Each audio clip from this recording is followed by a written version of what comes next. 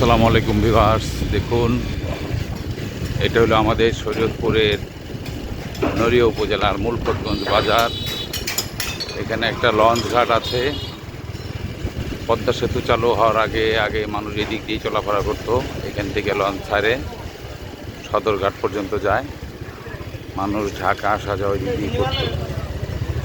এখন বর্তমানে এদিকে অবশ্য চলাচল কমে গেছে। এখন হলো গিয়া পদ্মা সেতু হওয়ার কারণে এখনও এটা আমরা দেখতে থাকুন। তো ভিউয়ার্স দেখুন, এটা হলো লঞ্চ ঘাট।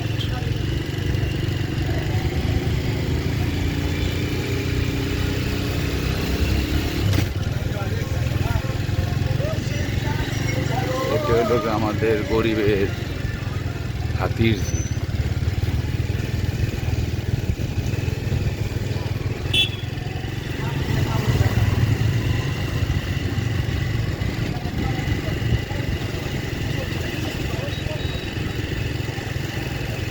হায় হায়, পানির অবস্থা কি পরিমাণ পানি হয়েছে!